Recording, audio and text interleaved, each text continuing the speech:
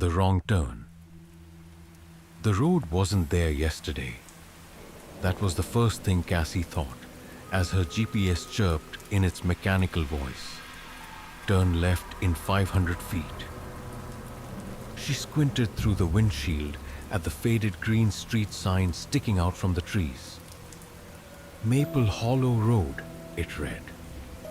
Cassie had driven this stretch of Route 14 dozens of times, heading from Bangor to her aunt's cabin in Greenville. She would have remembered a road here. Still, the shortcut promised to shave 20 minutes off her trip, and the idea of spending less time navigating the twisting, rain-soaked highway was tempting.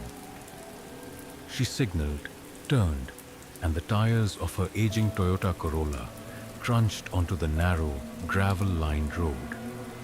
The trees grew thicker the further she drove, their branches intertwining like skeletal fingers above the road. The GPS screen flickered for a moment before the map returned. The new road, a thin pale line leading into uncharted territory. She should have turned around. The first thing Cassie noticed when she rolled into the town was the quiet.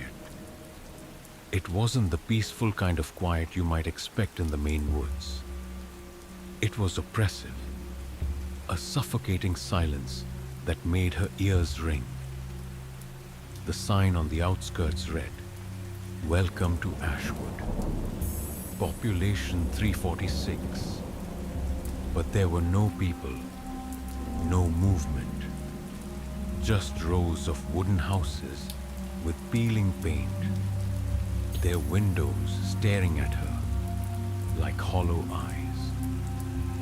She pulled into what looked like the town square. The centerpiece was an old, crumbling gazebo surrounded by overgrown grass. A faded banner hung from its roof. Ashwood Founders Day, 1982. Cassie turned off the engine and got out of the car, the air heavy with the scent of damp earth and mildew. "Hello," she called. Her voice sounded too loud, echoing against the empty storefronts. A faint breeze rustled the leaves, but nothing else answered. She checked her phone. No signal. Of course. An hour passed, maybe more. Cassie wandered the streets, peering into shop windows and knocking on doors. The interiors were frozen in time, like a snapshot from the early 80s. Shelves stocked with canned goods, racks of clothing, and even a small diner with half-eaten meals still on the tables. But no people. She returned to her car, intending to leave, except the road was gone. Cassie stared, heart pounding, as her eyes darted between her GPS and the stretch of trees ahead. The gravel road she'd driven in on now led nowhere, just an impenetrable wall of trees. That was when the memories started slipping. It was subtle at first. She struggled to remember her aunt's face, the exact shade of blue her eyes had been. Then, it was her childhood dog, a scrappy terrier named Buddy. Was that his name? By the time night fell, Cassie was sitting in her car, clutching the steering wheel, trying to recall what had brought her here in the first place. She flipped through her phone's photos, but the faces in them looked like strangers. Something was wrong with this town. The voices began the next morning. They came from the gazebo. Faint whispers carried on the wind. At first, Cassie thought it was her imagination, but as she approached, the voices grew louder, more distinct. They weren't speaking words exactly. It was more like fragmented thoughts, scattered images. She stepped onto the creaking wooden platform and felt the temperature drop. In the center of the gazebo was a small, dark pit, like a well. The whispers seemed to rise from its depths, pulling at her mind. "Leave me alone," she screamed, backing away. But the town wasn't done with her. By the third day, Cassie could barely remember her own name.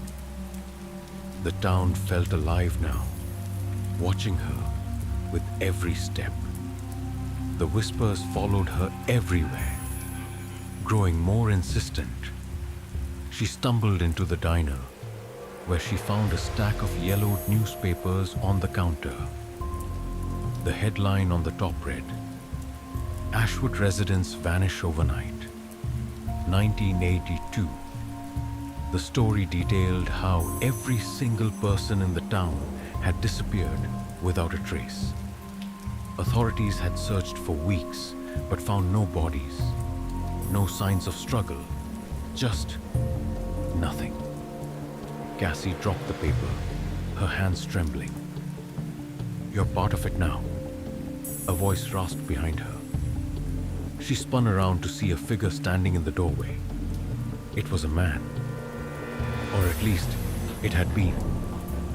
His skin was pale and stretched too tightly over his bones, and his eyes were sunken pits of darkness.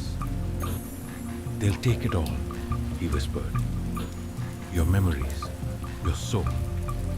They feed on it. That's how they survive." Cassie bolted past him, out into the square, and to her car. She drove blindly, ignoring the fact that the road no longer existed. The trees seemed to part for her, the headlights illuminating an endless stretch of darkness. And then, just as suddenly as it had appeared, the town was gone. Cassie found herself back on Route 14, the normal world rushing in like a breath of fresh air. But something was missing. Cassie glanced in the rearview mirror and saw her own face staring back. Blank. Empty. She couldn't remember her name, where she was going, or where she'd been. All she knew was that she'd taken a wrong turn, and it had taken everything from her. The sign for Maple Hollow Road remains. The GPS still offers it as a shortcut. And every now and then, another traveler disappears, lost to the hungry ghost town of Ashwood.